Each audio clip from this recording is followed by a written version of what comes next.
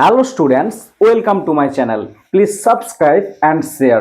তো স্টুডেন্টস, আজকের ক্লাসে আমরা আলোচনা করব সুবন্ত প্রকরণ ও শব্দরূপ সম্পর্কে। তাহলে শুরু করা যাক।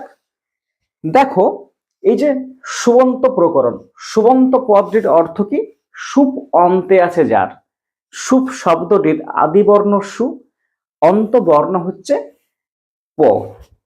তাহলে সুবন্ত প্রকরণ বা সুপ বিভক্তি কাকে বলে এটা জানার পূর্বে আমাদেরকে জানতে হবে বিভক্তি কাকে বলে। তাহলে দেখা যাক।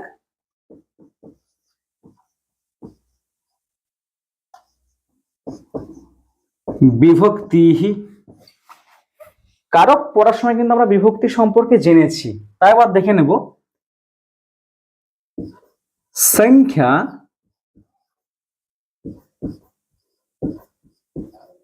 কারকাদি,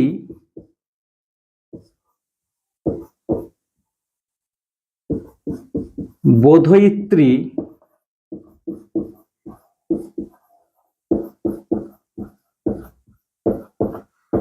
বিভক্তি।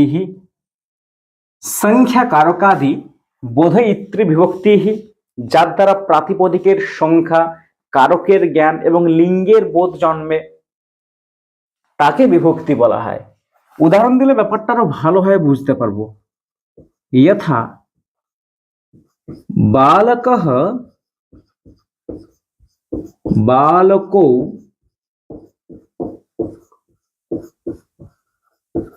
বালকাः, তাই না? বালকঃ, বালকৌ, বালকাः। বালকঃ মানে কি? একটি বালক। বালকৌ মানে দুটি বালক। বালকাः মানে অনেকগুলি বালক। তাহলে এই বিভক্তির দ্বারা আমরা কি জানতে পারলাম? প্রাতিপদিকের সংখ্যা জানতে পারলাম। আবার কারকেরও জ্ঞান জন্মে, যেমন কর্তৃকারকে প্রথমা বিভক্তি হয়, কর্মকারকে দ্বিতীয়া বিভক্তি হয়, করণে তৃতীয়া হয়, তা জানতে পারছি। আবার কি লিঙ্গের বোধ জন্মে, যে বালক শব্দটা পুংলিঙ্গ শব্দ, ফল শব্দ যেমন কেবলিঙ্গ শব্দ, লতা শব্দটা স্ত্রীলিঙ্গ শব্দ, তাহলে বিভক্তির দ্বারা আমরা লিঙ্গেরও বোধ পাচ্ছি। লিঙ্গের বোধ হচ্ছে, জ্ঞান হচ্ছে, তাই না? আবার এই যে বালকহ পদটি কি বচনে রয়েছে, এক বচনে রয়েছে না দ্বিবচনে রয়েছে না বহু বচনে রয়েছে, সেটাও জানতে পারছি। বুঝতে পেরেছো? এবার দেখে নাও বিভক্তির প্রকার ভেদ, তাই না? প্রকার ভেদ,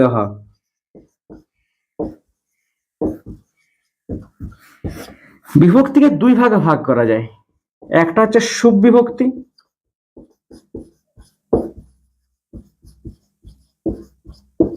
বা নাম বিভক্তি।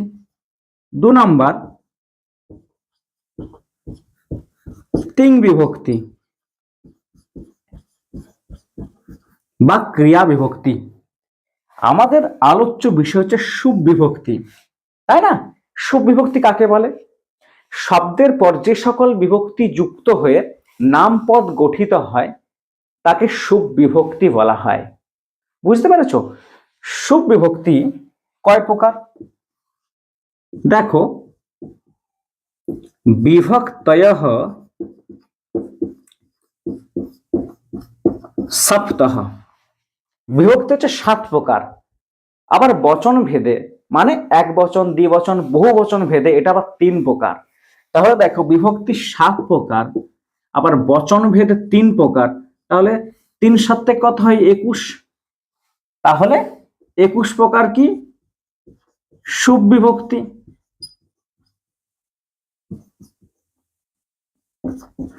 বুঝতে পেরেছো? তাহলে এই যে সুপ বিভক্তি বলছি, সুবন্ত প্রকরণ বলছি, এখানে সুপ বিভক্তি বলতে এই 21টি সুপ বিভক্তি কিন্তু বোঝানো হয়েছে। বুঝতে পেরেছো? এরপর আমরা দেখে নেব যে 21টি সুপ বিভক্তি কি কি। দেখো, সুপ বিভক্তি,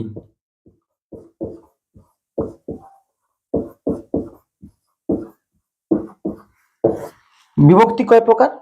বিভক্তয় সপ্তাহ। বিভক্তি 7 প্রকার।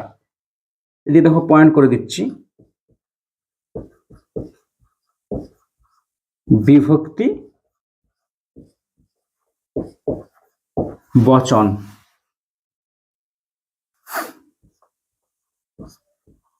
প্রথমা, দ্বিতীয়া, তৃতীয়া,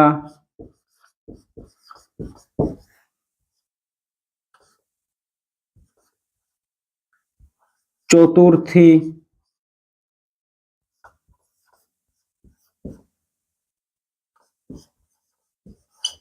পঞ্চমী,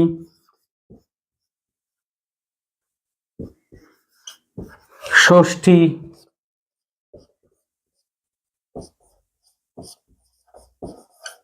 সপ্তমী,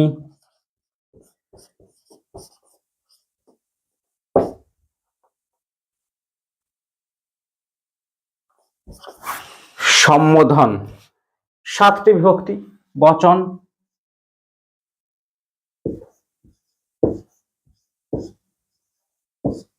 এক বচন,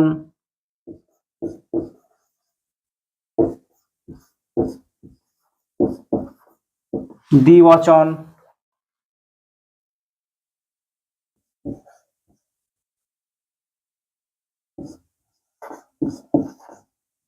বহুবচন। এক বচন, দ্বিবচন, বহুবচন। বুঝতে পেরেছো? তাহলে সুপ বিভক্তিগুলো আমরা দেখে নেব যে 21 প্রকার যে সুপ বিভক্তি সেগুলো কি কি। দেখো, সু,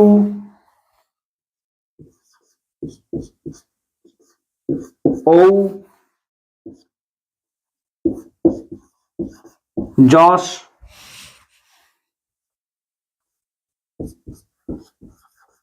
অম,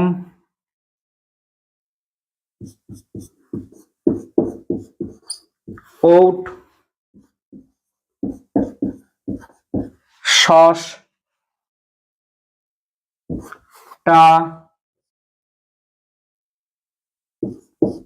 ভ্যাম, ভিষ,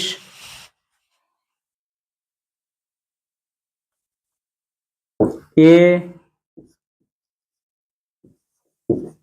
ভ্যাম,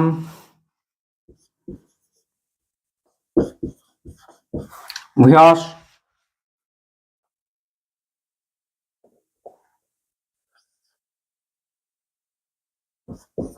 উষি,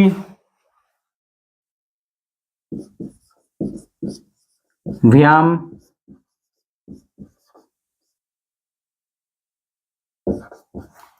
ভ্যাস,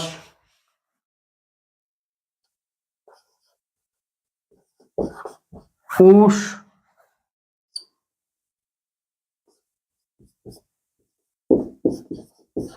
ওষ,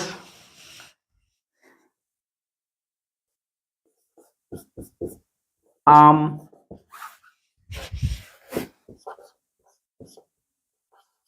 ই,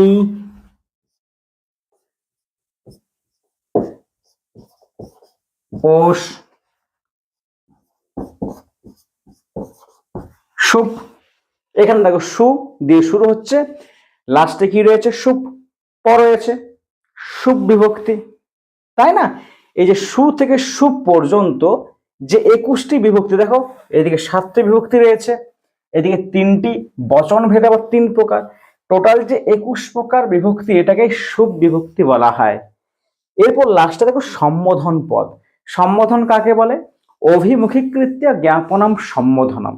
অভিমুখে দণ্ডায়মান ব্যক্তিকে শ্রদ্ধাপূর্বক সম্মানপূর্বক আহ্বান জানানোকেই সম্বোধন বলা হয়। আর সম্বোধনে প্রথমা বিভক্তি হয়, অর্থাৎ এর রূপটি একদম প্রথমা বিভক্তির মতো হয়ে যাবে। সু, ঔ, যশ। বুঝতে পেরেছ? এইগুলো বিভিন্ন শব্দের সঙ্গে যুক্ত হয়ে কি হয়? একটা পদ গঠিত হয়। এগুলো কিন্তু ডাইরেক্ট যুক্ত হয় না, এর যে চিহ্নগুলো, বিভক্তি চিহ্নগুলো, সেগুলো হয়। যেমন দেখো, সুতে এখানে বিসর্গ যোগ হয়, যশে বিসর্গ হয়, ওঠতে এখানে কি হয়? ঔকার হয়, সস্তে এখানে বিসর্গ হয়, টাতে এখানে আ হয়, বা এখানে বলতে পারি ইন হয়, নরেন ইন হয় না। ভ্যাম, ভ্যাম সেরকমই থাকে। ভিসতে এখানে ভি হয়, ভয় হস্যই বিসর্গ ভিহি। চতুর্থীতে এখানে কি হয় এ, তারপর রূপটা এখানে ভস্য, এখানে কি থাকে ভিয়, ভয় জফলা বিসর্গ।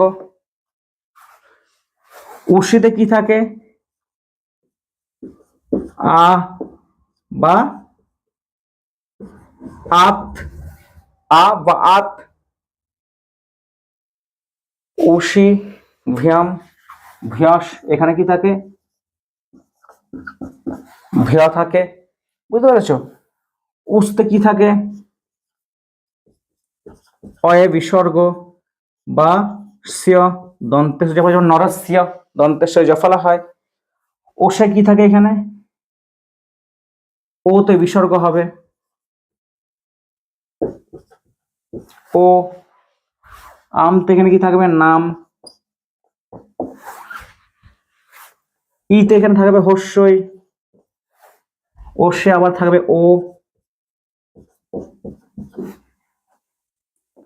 সুপে বিসর্গ, সরি সুপে থাকবে সিউ, তাই না। আবার এখানে সম্বোধনা একই রকম, বিসর্গ ওটা ওরকমই, যশে আবার বিসর্গ। সেই জন্য দেখা যায় আম আছে না, নাম নরা নাম, ফলা নাম। সুতে কি হয় নরেশু, লতাশু, ফলেশু, বুঝতে পেরেছো। এখানে দেখো ষষ্ঠীতে সিয়া নরাসিয়া, পঞ্চমী দেখো আত নরাত ফলাত, আ থাকলে কি হয় লতায় আহা, বুঝতে পেরেছো। একই রকম ভাবে এই যে ব্যাকেটের যে রূপগুলো না সেগুলো হয়, যেমন এই যে নরর সঙ্গে, নর শব্দরূপের সঙ্গে যদি সুবিভক্তিটা যোগ করা হয় তখন কি হবে নরহ, এই যে বিসর্গটা এখানে চলে আসবে। নরর সঙ্গে যদি আম যোগ করা কি হবে নরানাম, বুঝতে পারছো ব্যাপারটা।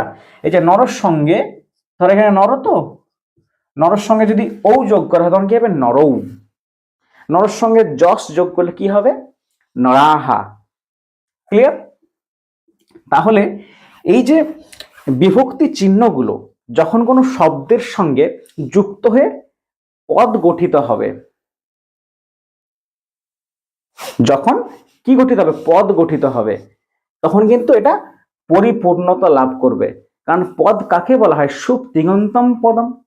এই বিভক্তি চিহ্নগুলো যখন কোনো শব্দের সঙ্গে যুক্ত হবে তখনই পদ গঠিত হবে, তাই না।